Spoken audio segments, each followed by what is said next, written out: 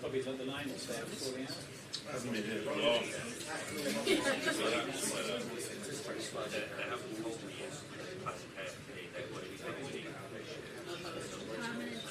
I recommend it.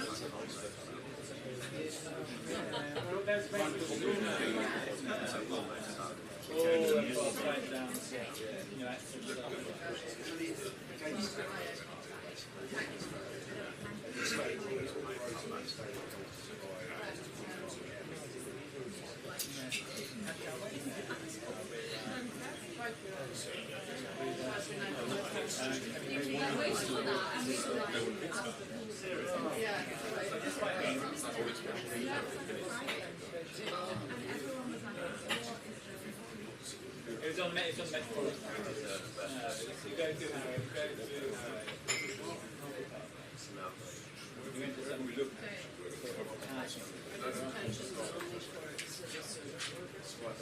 But I didn't see a hospital because we took the got but now we've got two.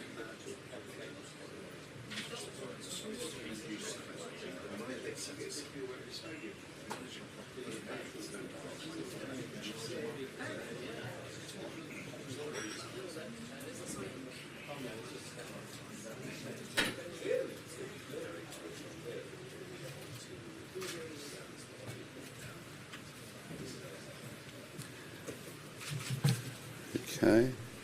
Good morning, everybody, and welcome to the briefing room here at the brand new Reform UK headquarters. It's a building we're proud of, and this will be the place from which we'll operate and from which we intend to win the next general election. If I said that a year ago, you all would have laughed. Well, people aren't laughing quite as much anymore. Welcome to week 2 of our Crime Figures campaign. Now, before I start, there's been some questioning of the crime figures that we've been talking about, in particular by Fraser Nelson, who's not in the room. But Fraser seems to think that crime is going down and that all is well with the world and there's absolutely nothing to worry about at all. Well, he's relying on the crime survey for England and Wales. This excludes crimes such as shoplifting. It excludes what they call victimless crimes, such as drug possession, and even the possession of weapons. It also has no weighting whatsoever for high crime areas, and really rather depends on whether people want to fill out the survey or not. And when it comes to shoplifting, well, it's complete nonsense, obviously. Just one example.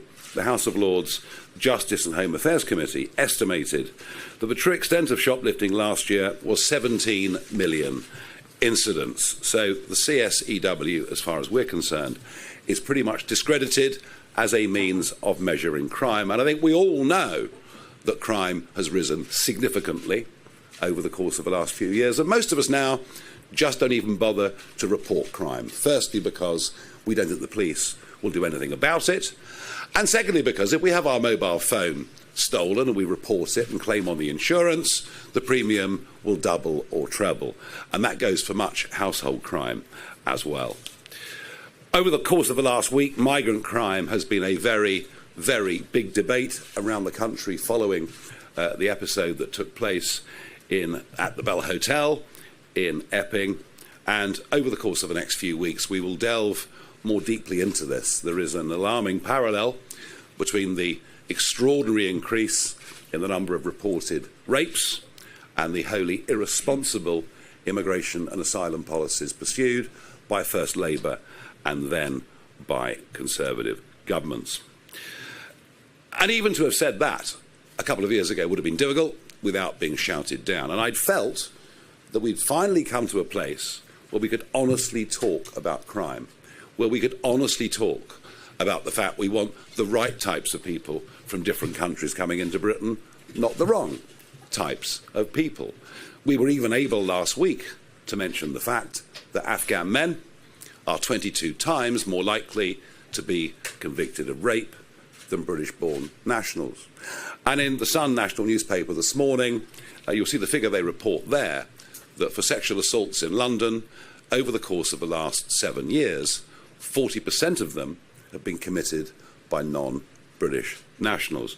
So I'd felt that things were genuinely opening up for a proper, rational, sane debate without being shouted down. Until the Online Safety Act came into being this weekend, which begins to look, although state suppression of genuine free speech may be upon us already. And I'm going to ask Zia Youssef, who has studied this in detail, to give us a brief. Zia. Hello, good morning, everyone. Look, Britain is descending rapidly into some kind of dystopia. This Online Safety Act, Orwellianly named, what it does absolutely nothing to protect children. What it does do is suppress freedom of speech in this country and really force social media companies to censor anti-government speech. I want to make a few points about this act. It's about a couple of hundred pages long, so one questions how many people actually read it, including the Tory MPs who voted and waved it through unanimously. The first section I want to draw your attention to is section 44, which gives the Secretary of State the ability to force Ofcom unilaterally to rewrite the rules about what speech social media platforms must censor. And that is a pretty terrifying thing for a single individual to have. In fact, it's the sort of thing that I think Xi Jinping himself would blush at the concept of. Then there's section 179, which is maybe even more insidious, which is to say it is illegal to say something which you know to be false, which causes, quote, and I quote, non-trivial psychological harm. And it's actually much worse than making that speech illegal. It forces social media companies to proactively censor that speech. The third point I want to make is look at the penalties that are being imposed on the social media companies who are subject to this act. You're talking about 10% of global revenues. And look, they know what they're doing in drafting this legislation. They are trying to create a perverse set of incentives so that if you're a management team, a chief executive or a board trying to protect your shareholder value, and most of these companies are international, so the UK is a tiny sliver of their revenue, so what are they going to do? They're going to be overzealous on their censorship. And by the way, it's not just 10% of global revenues, it goes further than that. The management teams of these social media companies are being threatened with jail time. And look, Elon is a hero in terms of freedom of speech, but I think even the mighty Elon is going to struggle to get his management teams to put their freedom at stake when it comes to censorship. So we're already seeing the results of this. It's been about 48 hours now since this kicked in. We've seen a few things. Number one, VPN providers are publishing their stats of increases in sign-ups in the UK, up thousands of percent. Evidence, by the way, that the 13, 14, 15-year-olds know far more about how the internet works than the dinosaurs that drafted this legislation and voted it through. But it also shows, if you go onto X, you will have seen there was a protest in Leeds against illegal immigration and a migrant hotel in the local area that has been actively suppressed. There are many other examples being surfacing now. And again, this is X, which I would probably bet will be still the strongest in terms of maintaining free speech. But one can hardly blame these companies when this is what the legislation states. And then within that same 48-hour period, we've heard that the government, number 10, has created, and I quote, an elite police force in response to the migrant situation. Now, you might think that was because of the risk of so much anger around crimes being committed by illegal migrants, by people being deposited into communities from alien cultures with no say for local people, and looking to ensure that those illegal migrants do not commit crimes. Of course, you'd be wrong. It is the opposite.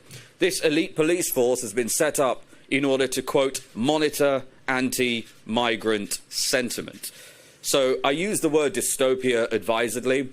Inevitably, if you look through history, any student of history will know that the way countries slip into this sort of authoritarian regime is through legislation that cloaks tyranny inside the warm fuzz of safety and security, and hope nobody reads the small print. Well, we have read the small print. We at Reform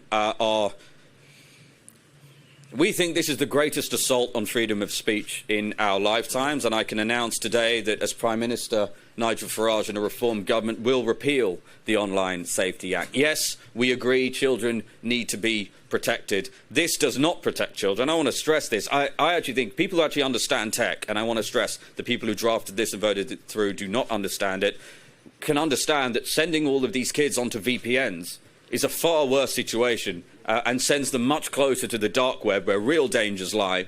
So it actually makes children less safe on the internet, while, of course, and perhaps this was the intention all along, makes freedom of speech for British people under mortal threat. And the final thing I want to say is we should not forget who birthed this bill, which is now an act, who voted and nodded it through without any opposition, other than in some cases, like Mr. Philp, arguing it didn't go far enough.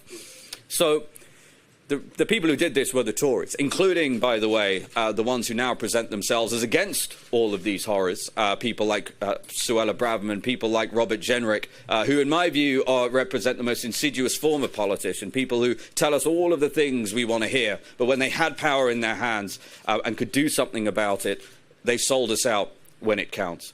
So Reform believes in freedom of speech. I don't think there is a political figure in our lifetimes who has a longer track record of decades, other than Nigel, who has spoken out about this, and we will repeal this act as one of the first things a Reform government does. Thank you very much. Zia, thank you very much. And I think so far, OK, it may only have been a couple of days, but thus far there has been far too little debate in mainstream media about this issue. Clearly, what is happening, and happened very, very quickly. Millions of people have noticed that what they're getting on their feeds is different to what it was just this time last week. Well, we're now going to move on, not to talk about elite police units that crack down on comments on the internet. Now, we're now going to talk about real policing and about a real policeman, somebody with a very, very distinguished career. Before I introduce Colin Sutton to you, here's a short video just to remind people of his history and his background. Crime is going unchecked all over the place, all over the country. I'm Colin Sutton. I was a police officer for 30 years. I was fortunate enough to lead a marvellous team when we were investigating some of the nastiest and most publicised murders, I suppose, of the first part of this century. We convicted the serial killer Levi Belfield, the serial rapist and night stalker Delroy Grant. I get known as a detective. I'd rather be known as a leader. My number one thing really was to look after the team. Leaders now tend to think an awful lot about themselves and their own careers rather than their team and the community. And I think we need to go back to that if we're going to have policing succeed and policing to return to something that is accepted and welcomed by the community. Two-tier policing, two-tier criminal justice system is one that's been bandied about a lot. I don't think it's an unfair thing to say. I think the perceptions are real. You've only got to look through the news, through social media, at the disparity between sentences for different crimes or for people from different communities or from different ideologies. And I start asking myself and say, well, how can it be? How do we end up in this situation where these disparities are there? But they're real. First reason for that is just simply numbers.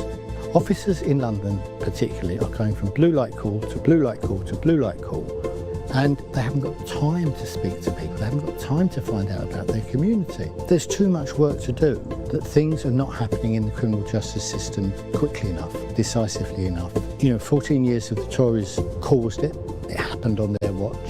We made a difference when I was in the police service, there's no doubt about that, and I thought, well, maybe I've got an opportunity now to make a difference with another team. And so that team, I think, is Reform. I believe in it.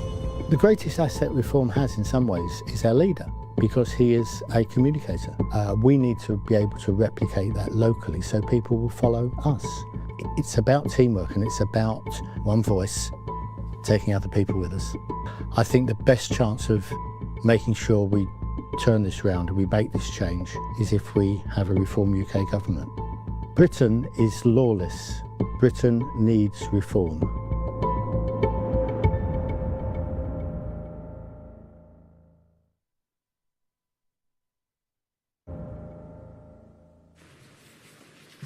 So Colin Sutton is about to embark on his second big career, and I'm very pleased to say he's also announced that he intends not just to stand for us at the next general election, but to head up a law and order and policing task force so that we can go into the next general election ready on day one to start doing the right things, to reverse lawlessness and take back control of the streets. So we really are, as a party, absolutely delighted to welcome Colin Sutton on board.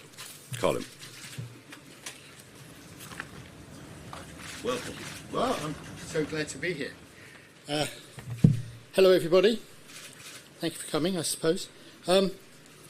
Just have to say, an elite team looking at tweets would not be my experience of the police service, but we'll gloss over that one for the moment, I think.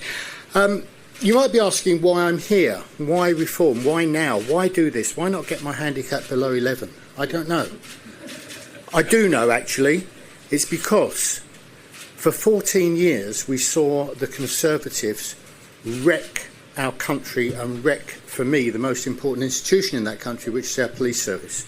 The police service is part of what I see as the three pillars of a decent life. You need to be healthy, you need to have an income, and you need to be secure in your home and on the streets as you're living that life. And if we fail on any one of those three, then people cannot think things are getting better. The decline in public service is just amazing. So many people last July said, well, it can't get any worse. Actually, privately, I think it could. I thought it could, but many thought it couldn't. Well, what's happened? It's not only got worse. I find every single day I'm thinking to myself, is Rishi Sunak still holding Keir Starmer's beer? The obvious situation to address that, it started in 2010. It started with the decline with austerity, with the withdrawal of resources, which means now that our police services have sold the family silver entirely across the estate. And they're not going to get any more money or more resources from this government, are they? The only place where resources from this government will go into policing are the Chagos Islands. It's not going to happen. We can find savings. There are savings to be made. Do you know that police forces in this country spend anywhere between £10 and £70 million a year on DEI initiatives? And what I want us to do is to ask the people out there who are people who are policed and who want these people to be working for them, whether or not they see that as the priority. Because if you need some help, if you need police officers, if you need help quickly, do you actually care who comes through the door? You want two trained, competent officers to solve your emergency there and then, and you're not going to ask them how they voted or what their heritage is. It doesn't make any difference. Reform has said that they want to increase the number of officers by 30,000 within the next Parliament. I will be pushing for them to add to that the commitment, or at least the ambition, to open at least 300 front counter police buildings. because as far as I am concerned, we have lost too many. We've lost nearly 700 public access police buildings across this country since 2010. The Metropolitan Police in London is going soon to go down to having only 18 points of public access in the whole of London. When I was working, that was well over 100. And it's no good saying that internet access and online access is a replacement for it, for two reasons. One is that the aged, the infirm and the generally vulnerable may well find difficulties in using the internet or indeed getting access to it. But secondly, and what's more important, is it's a lot harder to turn somebody down if they're face to face with you pleading for help, than it is if you've got an email in a stack. We need to re-engage. We need to re-engage. We need to be more visible. Because at the moment, we've got a response team that you can't guarantee turns up because there are too few of them, and those that are there are wasting their time driving long distances because there are no police stations anymore, and then even longer distances because there's no custody suites to take the prisoners to if they do arrest somebody, and then driving back again. You can lose 5 hours out of an 8-hour tour of duty just driving about to your patrol area, driving to a custody area and back. How is that productive? Investigations. All crimes that are reported used to be looked at. They weren't all investigated with vigour. You have to be realistic about this. There are too many of them. But every single one is looked at by somebody who's experienced, somebody knows what they're looking at, and they make a decision as to whether or not the investigation carries on. Nowadays, too many crimes are just given a reference number for the insurance company and forgotten about. That can't happen. And in terms of public order, it's very difficult. You need to show that public order is being policed fairly, that it's being policed impartially. The recent judgment in the court about Avon and Somerset, about Northumbria, has helped us to that degree, I think, because it takes away the idea that police officers are going to get involved in any kind of public display of partiality to one cause or another. That's a good step forwards. But in terms of how we police public order, I, in this task force, want to get people who know. I did public order policing up until about 30 years ago, I suppose, for about the first 10 years of my career, and I know a bit about it. But I want people who know more about it.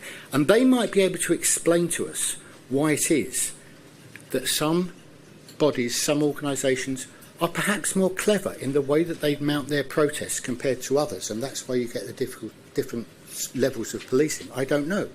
There may be reasons for it. We need to look at that. But if we're going to rebuild trust in the police service, we need to re-engage with the community. We need to re-engage with the real community, not with community leaders, so-called. How do you become a community leader? Who advertises it? Where's the job description? We need to do the things that matter to real people. I can't believe, I've known thousands of police officers over my life, past and present, and I can't believe that any one of those would tell me that he or she joined up, signed on the dotted line to serve king and country, or queen and country in the past, because they wanted to police social media. I used to go home as a young police officer to my family and say, brilliant job last night, mean streets of Tottenham, yes, we arrested a burglar. That's what you join for. Do these days go home and say, found a fantastic offensive tweet today? And I'm sure the answer to that is no. I'm sure that's not what they want to be doing. So then the question is, why is it that they're doing it, that they're doing what they're doing? And I'll tell you what it is, what I think it is. I think it is the fact that our leadership is caring more about itself and its own career than it is about their team, important to me, and the community, important to everybody. And so, like most organisations, the police service is no different. It has been captured by a liberal ideology, and people are too scared of bucking against that ideology. And so when the decision comes up to do we go this way? Do we go that way? Or that way is going to give me a massive black mark because it doesn't fit in with the trend. I'm not going to get promoted. Let's do that instead. Yeah, but the public won't like that. Doesn't matter. They're not the ones that promote me, are they?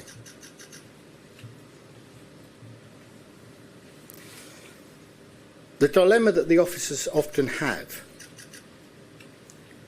is what is the least worst decision for me. It should be what is the best decision for the community. I think we need to refocus what police are doing onto homes and streets and not posts and tweets. That's the most important thing. That's the most important thing for the people out there who want their... But you ought to be able to walk out of here with a decent watch on. I left mine at home today. You ought to be able to go out there and call an Uber on your iPhone. But I wouldn't do it once I got out the door in London these days. There's a phone stolen every 60 seconds in London. How can that be right? How can that be right? How can we let that happen? So what I want to do is to get this task force together. I've had some people, do you know, already volunteer to me that they want to assist me. Good people, people who know things. Policy, prevention, processes.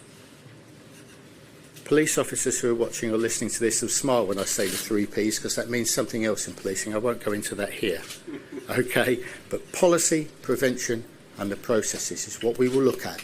And we will come up with a plan that takes us back, takes back control, makes Britain not the lawless place it's becoming. Thank you very much.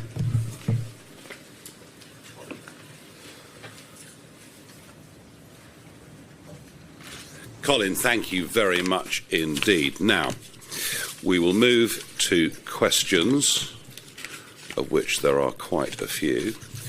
I think you can direct the questions to me. Do I have a press list, Ed?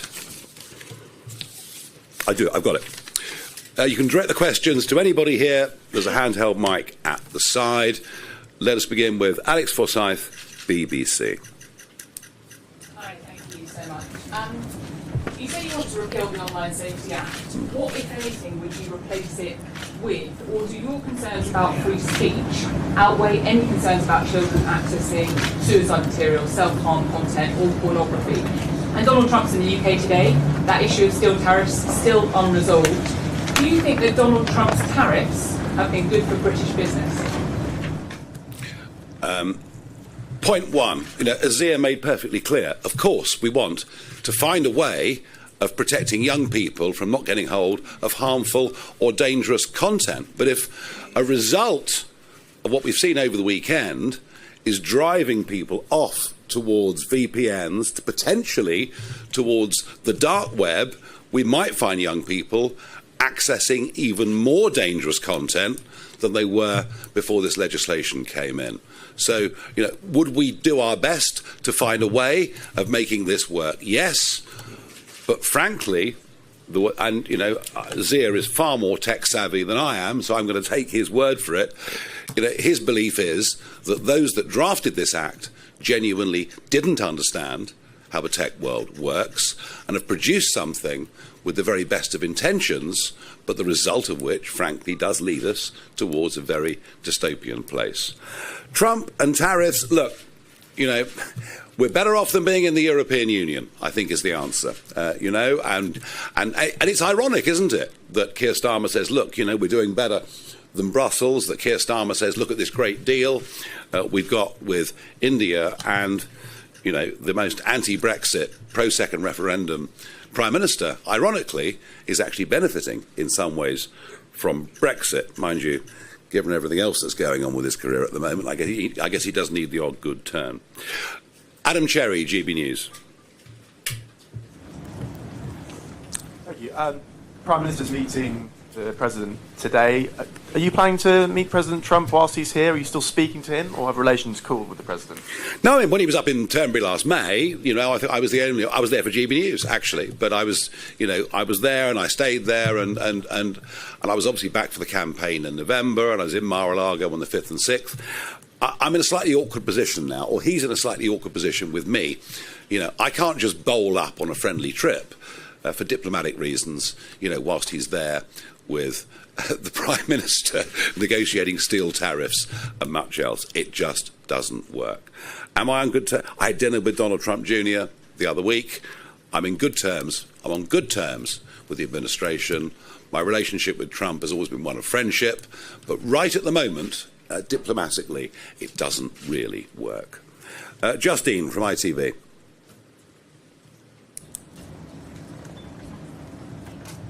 So a big part of your policing plan will require more resources for forces. How much will this cost and where will the additional funding come from? And just secondly, on the online safety bill, if you get rid of this legislation, are you confident that social media platforms can police this content themselves? Okay. Well, I mean, the answer to that, Zia, surely is that would just take us back to last Friday, wouldn't it? Correct. He says I'm right. Yes, as far as that's concerned. Sorry, your first question? It's just on additional... Oh, right, OK, no. We laid this out last week. Our estimate of 30,000 police, our estimate of increased prison places, our estimate of reopening police stations, and in particular having more custody areas, and Colin made the point, you know, you can do an 8-hour shift and waste 5 hours of it driving to a nearby custody suite and back, and I'm seeing that in Clacton myself as being an issue. We've estimated the cost for that at 17.4 billion, and before you leave, we will give you a sheet that gives us all of our costings. How are we going to pay for it? Well, we're going to stop monstrosities like HS2. We're going to stop tens of billions a year being wasted on climate change.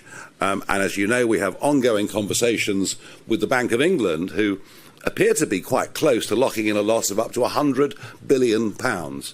And it's a very odd debate we have, where we argue about £1.5 billion for, you know, winter fuel allowances, and yet here we are happy. Oh, I almost forgot, didn't I? I almost forgot Sizewell. The cost of that's doubled from 20 billion to 40 billion. No proper debate about the tens of billions we waste. Huge arguments over £1 billion here and £1 billion there. Serena from Sky. Thanks. This is also about cost, to be honest. You said £17 billion you're going to get from scrapping HS2 net zero.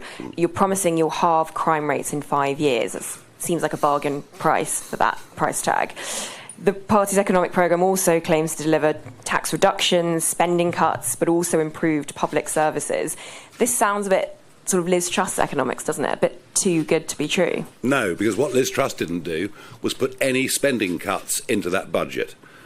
And that was what did for the Truss and Kwarteng budget. They talked about what they would cut in terms of taxes to increase incentives, something that we all fully understand.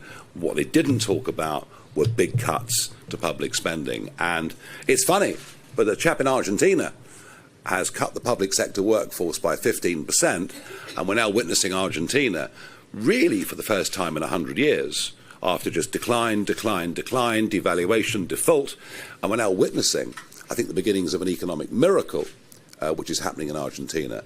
It is incumbent upon us, between now and the next election, to explain to you and everybody else how we will reduce the size of the state sector and get more efficiency into our public services. And I accept I haven't got the full answers on that right now, but it is a direction of travel. I just got one on Trump as well. Yes. Donald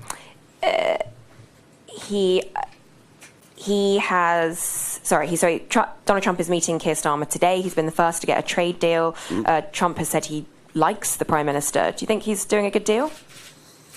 I think we're very lucky. We have an American president who is incredibly pro-British, with a deep emotional attachment to Scotland in particular, and of course an adoration of our late Queen. So I think Keir Starmer's very lucky.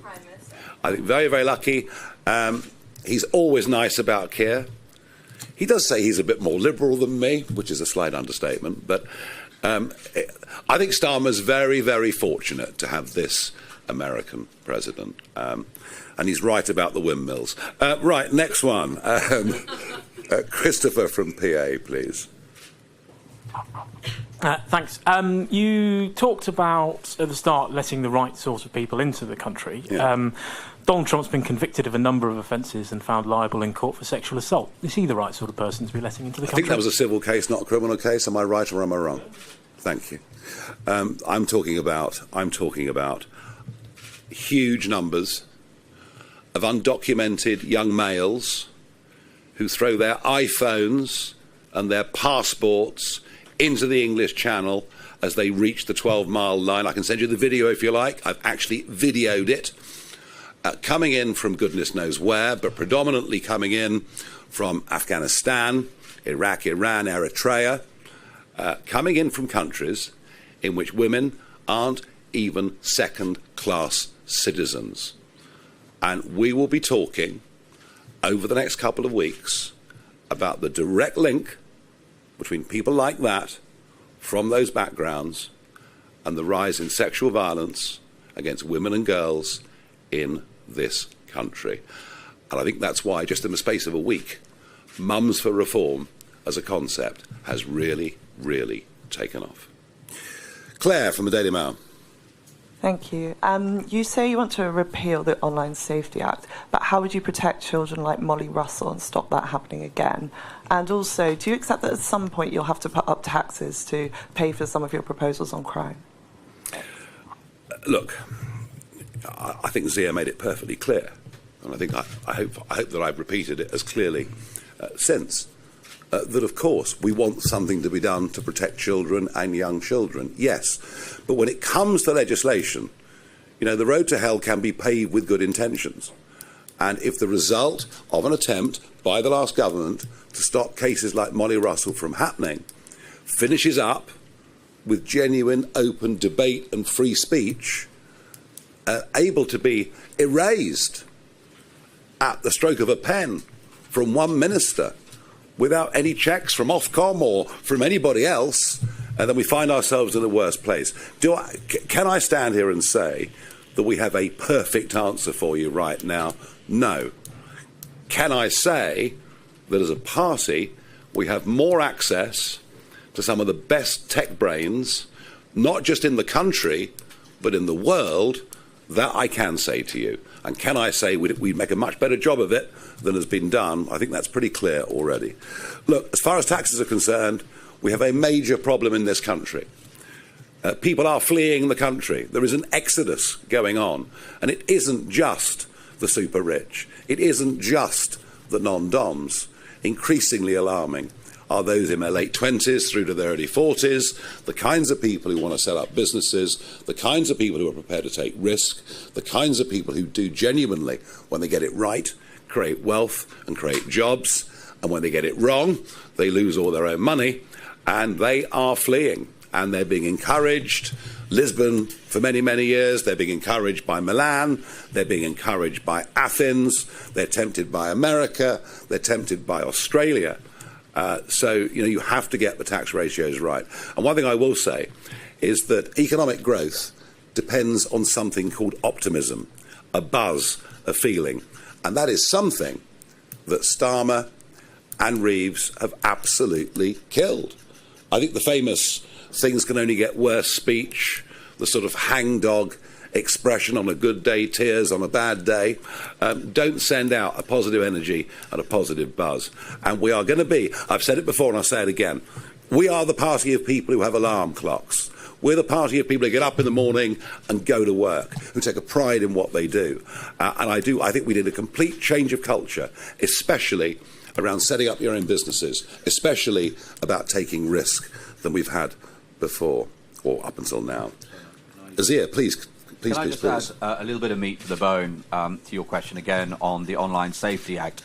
The reason why we're saying it needs to be repealed is because the vast majority of it is totally A, unfit for purpose, and B, overreach that is going to impede British people's freedom of speech. And so, yes, of course, there needs to be a serious concerted effort to protect young people in this country. The legislation under Nigel would be drafted by people who, again, understand how the internet actually works. It is extraordinarily difficult as a technical problem to censor the internet. And I point you to the numbers that are already out in the last 24 hours from VPN companies, crowing from the hills about sign-up rates in the thousands and thousands of %. And what then happens is people determined to look for that content, whether it's suicide and harm stuff, whether it's depraved pornography, determined people will find it, and then the content that is then adjacent to that, because they've gone into the depths of the dark web, I promise you, is the most horrendous content any parent could ever hope, could ever... It is parents' worst nightmares, right? So what this bill has done, as I say, is take kids into a direction where that stuff is more likely, while simultaneously I still don't hear any justification for Section 44, which gives Secretary of State the ability to order Ofcom to redraft the rules without proper parliamentary oversight and scrutiny, nor Section 179 that creates this threshold of non-trivial psychological harm, which is so open to interpretation. Many experts in the technology world and the legal world voiced their concern about this. It all fell on deaf ears. So that's our response to that. Of course, Nigel cares about the safety of young kids. That's partly why we think this has to be repealed. But so much of the bill and the act now is massive overreach and plunges this country, as I said, into a borderline dystopian state. Yeah, of course, Trump's here at the moment, as a couple of you have mentioned, and J.D. Vance will be here in a few days' time. It'll be very interesting to see what his take on this legislation is. Michael from The Express. Nigel, thank you very much. With protests breaking out across the country, why do you think it will take up to 4 years for the government to close asylum hotels? And to restore confidence for the public, what crimes have to fall? As far as the protests are concerned, I mean, goodness knows what may happen over the course of the summer. We would encourage people to protest quietly and sensibly. We were pretty appalled by the behaviour of Essex Police last week. I mean, literally escorting masked open defenders of Antifa, an organisation that uses violence, and there was the police, for some reason, escorting them to confront face-to-face concerned mothers in the area of Epping. Just a terrible policing tactic. Is it any surprise that violence broke out? And after they'd had their little protest, they put them in police vans and bussed them back to the station, just in case their legs were tired, I suppose, or something like that. So I have to say that I quite, really, really question seriously the behaviour of the acting chief constable in Essex. I'm amazed that he's not really been held to account over it. The crimes that really need to fall, well, I think it is about two things, really. One, feeling confident that you can go down to the shops and not have your phone nicked. And two, most important of all, the feeling that your teenage kids, can go out and have fun as teenage kids ought to, without the terrible fear that something awful is going to happen to them, especially if they're female. And they are, I think, the two markers of what success might look like at the end of 5 years. Thank you. Noah from The Sun. Thank you, Nigel. Would you or would reform outlaw Sharia courts if you got into government? And quickly, if I may, I noticed Anne Coulter is here in the audience. Does she have a role in reform, or why is she here today? Thank you. Okay, very, very good. I thought Sharia courts were... I didn't think Sharia courts were permitted under the law as it stands at the moment. All of which makes it all the more remarkable that the British government is applying online on Find a Job for a Sharia law coordinator. This is the extent of the total surrender of the values that have built this country, the Judeo-Christian culture that underpins this country. And we still have an established Church of England. Haven't got an archbishop yet, but that's a separate question. That's been going on for some time. And we've always been tolerant, haven't we? We've always been tolerant of Jewish communities coming to settle in this country, all sorts of faiths coming to settle in this country. But it seems when it comes to those of the Islamic faith that want to push and push and push, and in some cases even have the ambition to overtake the existing culture, we're prepared to open doors and to allow them to do whatever they want to do. And Anne is here as an observer today. Does she have a formal role with the party? No. Is she somebody who, over the course of many years, has written and said many interesting things? And sadly with Anne, she's made some predictions of her concerns that have come true. I'm very pleased to see her with us today. Aubrey from The Times.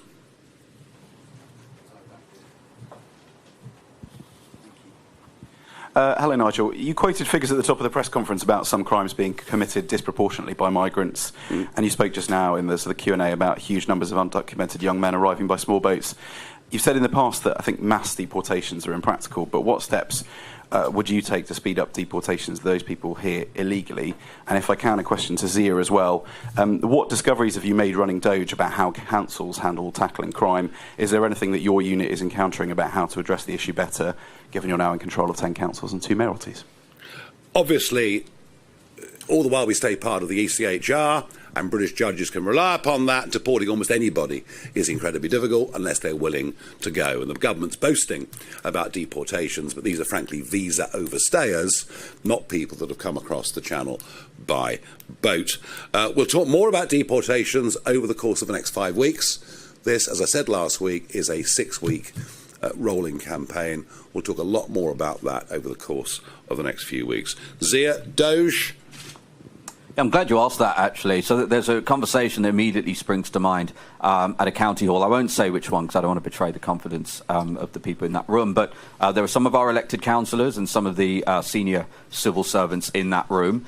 And what was really interesting was there was a migrant hotel that was causing clearly a major issue in that local area, where there was now needing to be a police presence at local bus stops because parents were so worried about their, particularly their young daughters, waiting for the bus alone as a direct consequence of residents at this hotel. And so I said, okay, well, you know, one of the things we've said we're going to do is look into this, particularly why complaints, when they are made, don't seem to be getting to the right places in terms of councils. And the civil servants in that room, the senior civil servants, said, no, we're unaware of this. And these are good people, and they were telling the truth. And what we worked out through about 10 minutes of going around in circles was those complaints were going into the police. And therefore, the people in the planning teams were totally unaware of it. Unless you actually sat on that police committee, you would have been totally unaware of these really extreme complaints that were being made routinely. And then, as Nigel pointed out at the beginning of this press conference, people give up. That's what happens. Yeah. People realise that this isn't having any effect. And so the diagnosis here, once again, is far too much bureaucracy. Nobody really, even if they have good intentions, really considering what it's like to be a local resident and have these people deposited in your area with no say for you, and they don't have the financial means to send them a taxi. So they're living in fear. So that was a really interesting conversation. And by the way, this sort of thing happens writ large across the councils, and it's exactly the sort of thing that needs really serious reform, and what Nigel and the Reform government will focus on doing. Thank you, and much more to come from Doge. Charles, Daily Telegraph. Thanks for the press conference, Nigel. What would you do with the 30,000 plus asylum seekers who are currently in hotels, given the housing crisis that we're facing, plus the fact that there's another 50,000 that are still in the asylum backlog, not yet claimed? What would you do as a party to deal with that? Oh, there's no housing crisis. The Prime Minister said so last week. There's no trouble at all. Plenty of social housing, despite the fact there are 1.3 million Brits currently on the social housing list. And I think in some of the boroughs, the potential waiting time is decades. Not years, but decades. And I thought it was very, very instructive that that was the last public appearance in the Houses of Parliament that the Prime Minister gave. And I have to say, I thought, looking at him, he didn't look, although he was completely all together. Pressure, I guess, is a thing. Look, my view is I don't think any of the young men that cross the English Channel should be free to walk our streets. I think the risk, not just the risk of getting involved in the illegal economy, not just the risk to girls and older women, I think the terrorism risk which of course has been writ all too large over the course of the last couple of months, with arrests being made, as we know. I don't believe that anybody that crosses via small boat should be able to be put in a 4-star hotel, put into a house of multiple occupancy, and free to roam the streets. And I go further than that. I don't think that anybody that crosses via that route should ever be eligible to get refugee status, should ever be eligible for social housing. We are an incredibly generous country. We have given refugee status to 500,000 people since 2016. I don't think we dare do much more than we already have. We're getting to the point where, frankly, the social contract between the governors and the governed is on the edge of breaking down, which is the last thing any of us want to see. And, you know, what I've just said to you may sound a bit out there, but it's pretty much exactly what Tony Abbott did in Australia. They tried offshore processing, they tried everything. In the end, they passed a law that said nobody that comes via this route will ever be free, ever able to claim refugee status. They towed the boats back to Indonesia, and of course the UN and the EU and the British Foreign Office all threw their arms up in absolute horror, and within 2 weeks the boats stopped coming, and that was in 2012, and not a single boat has come since. That is the route we have to go. Right, we're rattling through. David from the Financial Times.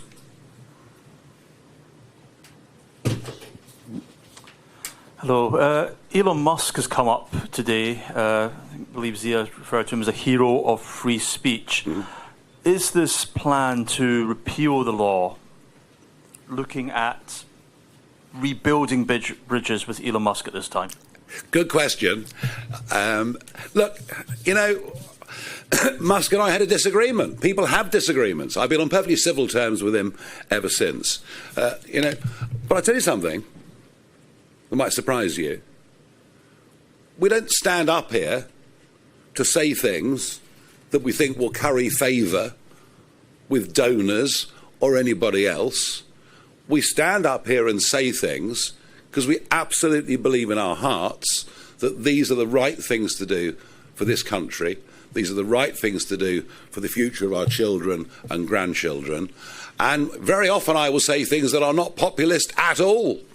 In fact, very often I've championed causes that were very much minority causes. So no, we are not saying this to curry favour with Elon Musk, despite my public disagreements with him, despite the fact, you know, I wouldn't do what he asked me to do.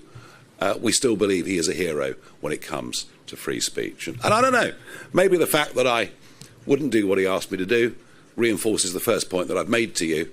We don't do this for short-term cheap gain. We do this because we genuinely believe in what we're doing.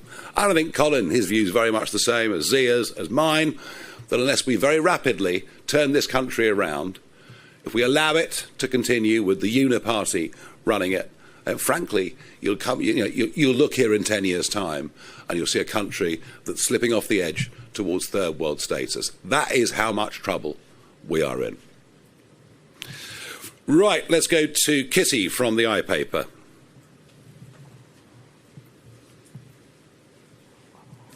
Thank you. The IMF warned last week that retrogrades will have to put up taxes or scrap the triple lock. I wonder whether you could let us know whether you think the triple lock is now inevitably for the chop and whether you'll commit to it at the next election. And secondly, do you think now is the right time to recognise Palestinian statehood? No, I don't. I don't believe in rewarding Hamas. I think we've all forgotten what October the 7th was about, haven't we? We've completely forgotten what October the 7th was about, and about the stated aim of Hamas that they would do it again and again and again until they have eradicated not just the state of Israel, but every Israeli living within it. Theirs is an intended genocide. And whilst at some point in time, wouldn't it be great to have a two-state solution? How can anyone not think that's the case? Now I think it's completely the wrong time to do that, but I can see the pressure that is mounting on the Prime Minister. He said that he won't do it. He won't recognise the Palestinian state, which, given his track record over the last 6 months, means he almost certainly will. And no doubt pressure from Mr Corbyn and Zara Sultana and others will push him in that direction. And the Prime Minister actually does face he now faces, this Labour Party now faces a massive challenge on the left of that. I have absolutely no doubt at all, as the old two-party system just literally falls to pieces. Whether it's the IMF or the OBR, it's difficult to know really whether the British Chancellor makes their own decisions anymore or not. As far as the triple lock is concerned, I've been asked that question before. I didn't answer it before. I won't answer it now. I won't absolutely commit to us keeping it. It will all depend what as a country we can afford. Okay. Right, we've got 4 more. We have got Rachel from the New Statesman. Thank you. You've talked a lot today about the need to tackle violence against women and girls. You've also talked about scrapping all DEI roles in the police force. One of the things that DEI initiatives in the police forces are intended to do is tackle the culture of misogyny that has led to some pretty extreme scandals, names like Wayne Couzens, David Carrick, etc. And we've got a growing trend of women saying they do not trust the police and wouldn't report crimes of sexual violence because of that culture and the way that individuals have behaved. So I'm interested in whether you think that work should stop if you're scrapping all DEI, and I'd be particularly interested in hearing from Colin about that too, given his experience in the Met. There's no way that the work that's going on to prevent misogyny and violence against women and girls will stop or should stop. And, that's just patently obvious. Wayne Couzens, David Carrick came almost indirectly, not from necessarily a culture in the police force where they worked. They had their bases in Theresa May, austerity, and the cuts. Because, let me tell you, people like David Carrick and Wayne Couzens, if they'd have joined the police before 2010, would have spent 16 or more weeks in a residential training school under watchful eye of experienced officers. And I can tell you from back in the early 80s, when I was doing that, the wrong-uns were found out and slung out during that process. They never got anywhere near members of the public. Because we no longer have training schools, because most forces no longer have the facility to train and to monitor recruits for that 24/7 period, for that long period of weeks, the vetting has slipped down. It slipped down through COVID as well. There were difficulties around there. There were some people who joined the force between the COVID dates who actually never saw another human being before they were enlisted as police officers. It's pointless, it's fatuous to say that anybody in the police service doesn't want violence against women and girls and misogyny to be tackled. Too many of us spent too much of our lives trying to prevent it and trying to tackle that as I did. But the fact is that there is no evidence whatsoever to say that officers from this minority group or with this background or whatever do a better job in policing either their own communities or other communities. And the whole thing, the way that the police service, the way that public service, and indeed the way that political parties, in my view, should operate, is that they operate as a meritocracy. It's what you are, who you are, and how good you are at it, not what's your identity. Colin, thank you for that. And already I can see that your knowledge of this is going to be enormously helpful to us. Anja from Channel 4. Anya, I'm sorry, I apologise. No problem. Could you tell us, could you tell us what, if any, collaboration you're having with Donald Trump's campaign from America? It's been pointed out already that there are a few people in the audience who were involved in that. Officially, none whatsoever. Unofficially, none whatsoever. But do our countries have shared interests? Are there many of the things that the Republicans are fighting for in America that we have commonality with? Yes. And perhaps one of them is the Vice President, J.D. Vance, who is worried about free speech in the Western world, who, as I mentioned, will be here in a couple of weeks' time. And I think everything that Zia has analysed on the Online Safety Act will be of great interest to him. 2 more to go. Archie from The Independent. Thank you. You said you wouldn't recognise or support the recognition of a Palestinian state, but if you were meeting Donald Trump when he was in the UK, him and Keir Starmer will presumably be talking about the situation in Gaza. What would your message to him be? What would you be calling on him to do about the situation in Gaza at the moment? I think you've got to say to Netanyahu, stop losing friends the way you are. We are aware that there is a huge amount of Hamas propaganda. There's a huge amount of hospitals and schools being used by Hamas, the use of human shields. But just sometimes it does appear that Netanyahu is very, very good at losing friends. And perhaps he could approach things somewhat differently. Lastly, Stephen Castle, New York Times. Thank you.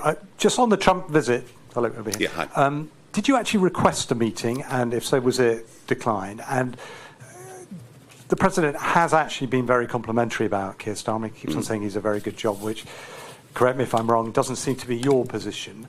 Doesn't that indicate that perhaps your influence in the White House, whatever you say, has declined somewhat now? I haven't tried to use any influence in the White House. I am now the leader of the opposition in Britain. Kemi thinks she is, but it's just not true. And as leader of the opposition, it puts me in a damned awkward position when there are so many negotiations going on. All right? I mean, you have your fun at the New York Times, that's fine. But that is the position.